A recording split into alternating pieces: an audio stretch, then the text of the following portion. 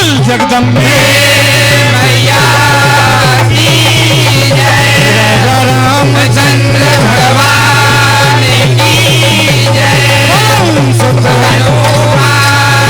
की जय।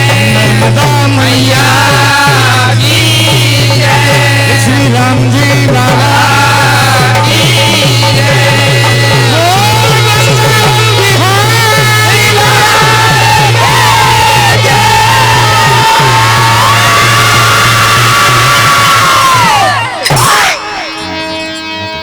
Hello hello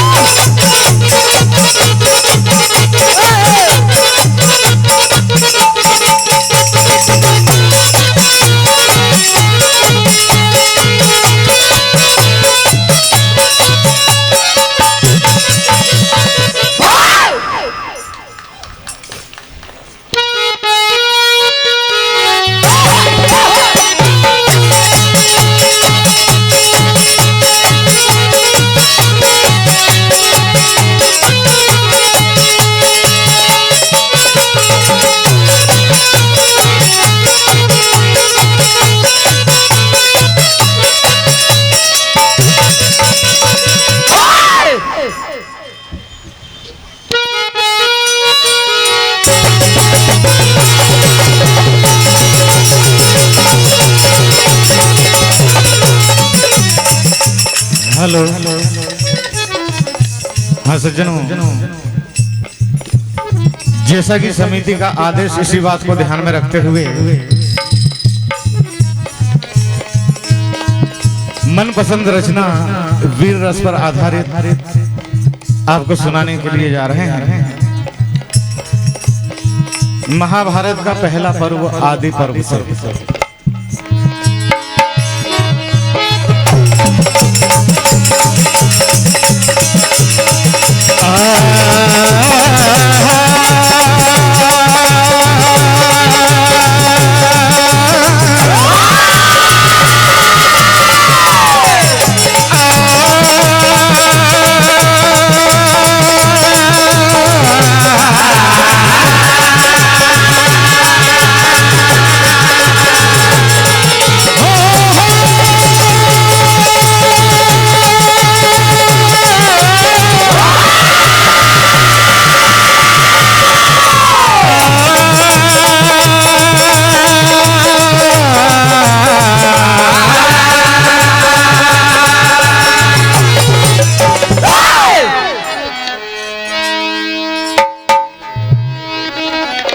सज्जनों, हम आप सभी जानते हैं कि महाभारत का युद्ध धर्म और अधर्म के बीच में हुआ था और आज भी वही चल रहा है। एक वीर दूसरे वीर से कहता तो है कि मैं ऐसा कर दूंगा वैसा कर दूंगा, किंतु होना जाना कुछ नहीं है। कुछ नहीं होने वाला जब तक उसकी मर्जी नहीं है। तो बड़ी अच्छी बात, 4 लाइन।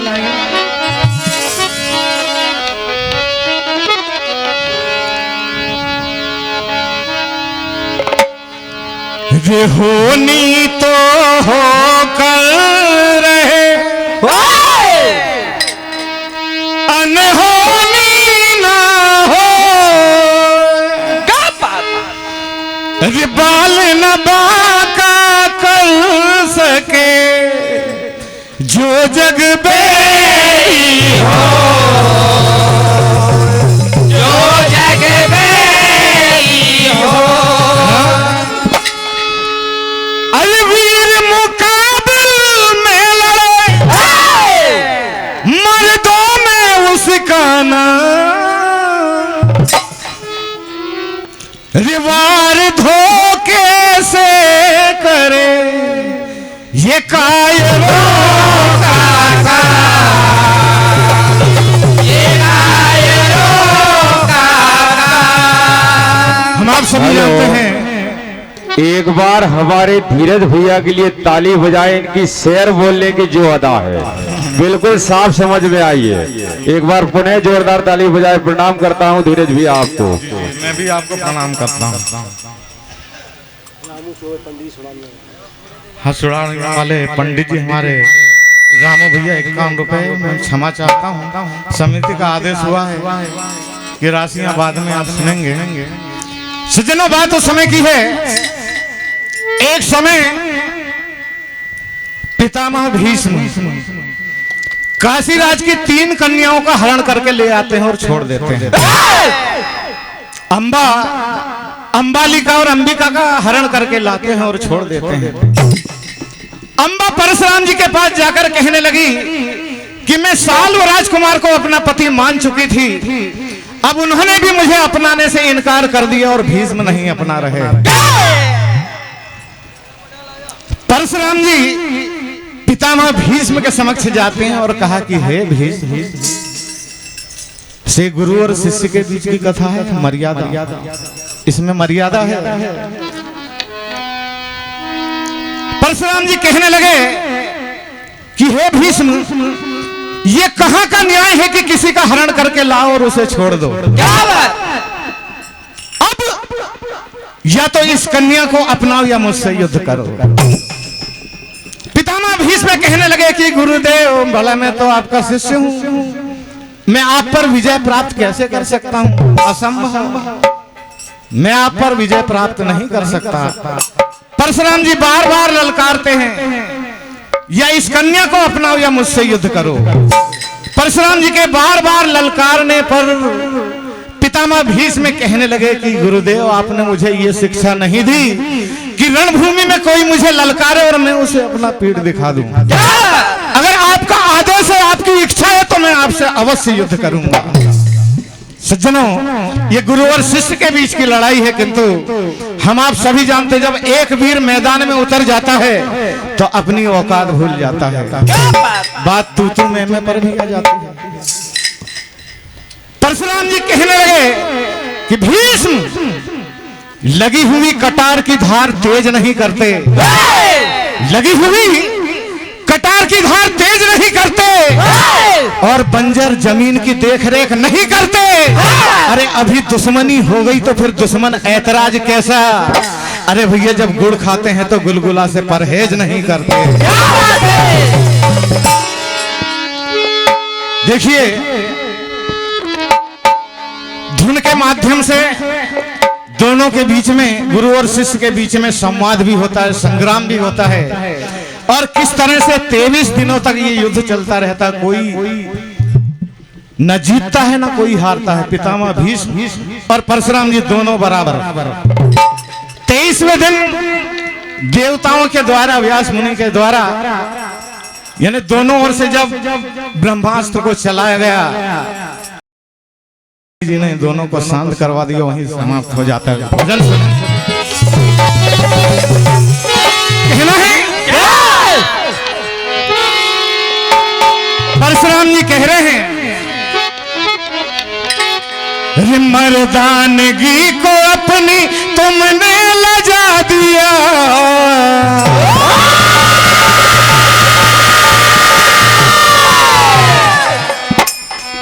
वीरों के नाम पर ये थप्पा लगा दिया। कहा कि भीष्म, अरे सूरत में तेरे आ गई,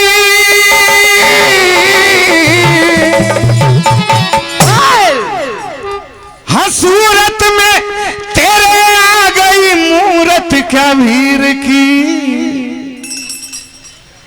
कहा क्या कि भीष्म, जो रास्ता तुमने अपनाया है ये गलत है। क्या कह रहे हैं? क्या? ये डगर नहीं वीर की, ये डगर नहीं वीर की, ये डगर नहीं वीर की, ये डगर नहीं वीर की,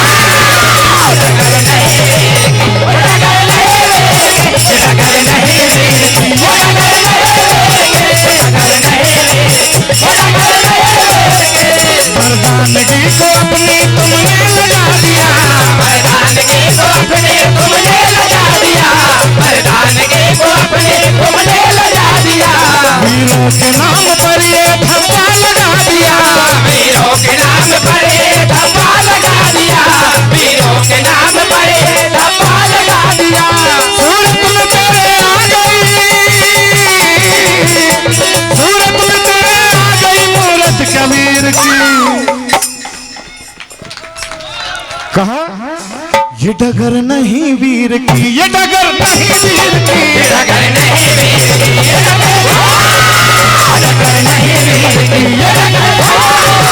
डगर नहीं वीर की। दोनों ओर से बाणों की बौछार होने लग जाती है और उस समय ऐसा लग रहा था मानो बादल छा गए हों।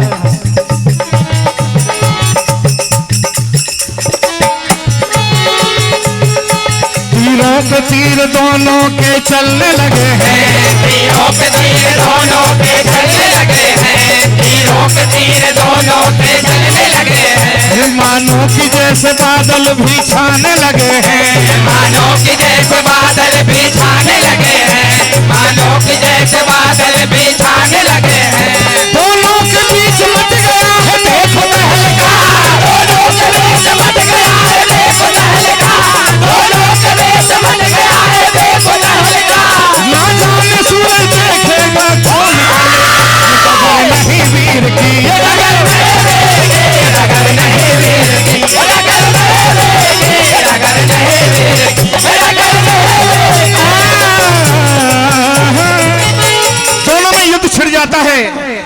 जब परशुराम जी ने इस तरह से कहा तो पितामह भीष्म जवाब दे रहे हैं, कह रहे हैं कि गुरुदेव आपकी हर इच्छा को आज हम पूरी करेंगे। क्या कह रहे हैं? क्या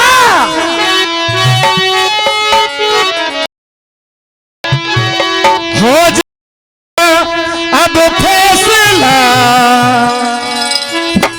आज यम के हवाले करें। क्या कहा? वो सारी इच्छा को पूरी करेंगे इन्हीं हाथों से,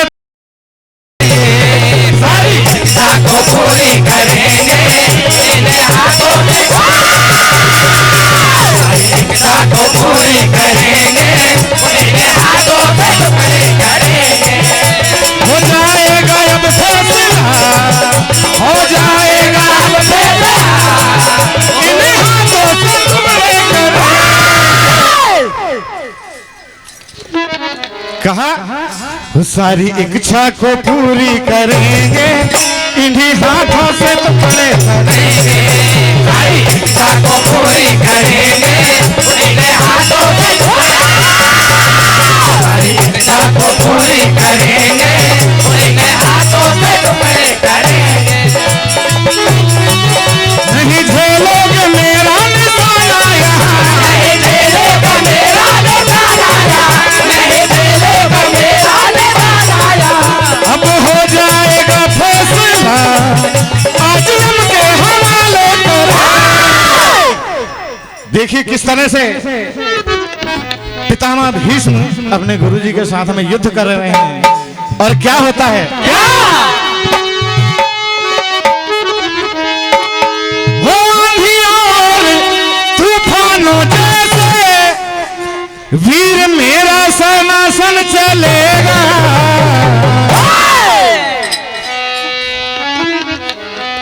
कहना है जी आज मैदान में तुम देख लेना,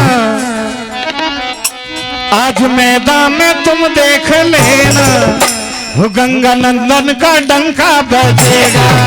आज मैदान में तुम देख लेना गंगा नंदन का डंका, आज मैदान में तुम देख लेना गंगा नंदन का डंका बजेगा। अंधियार तूफानों जैसे मार मेरा सनासन चलेगा।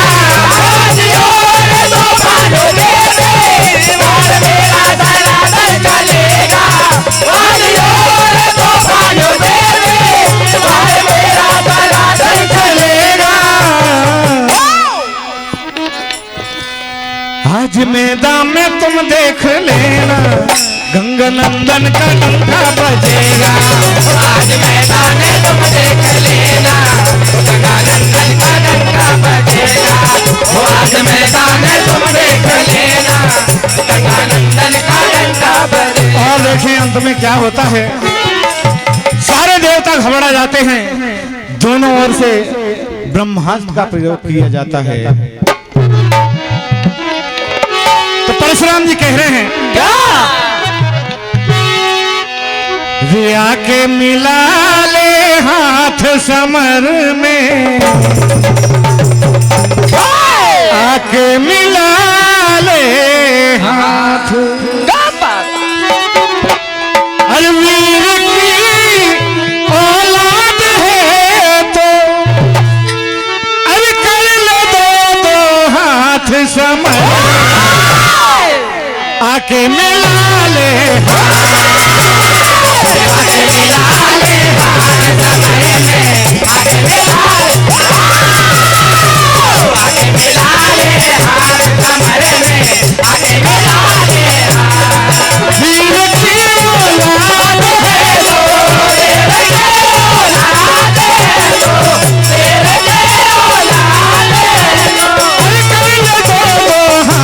समर में, आके मिला ले आके मिला ले हाथ समर में, आके मिला ले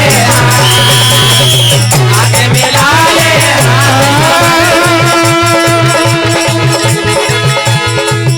युद्ध पर विराम लगा दिया जाता है 23 दिनों के बाद।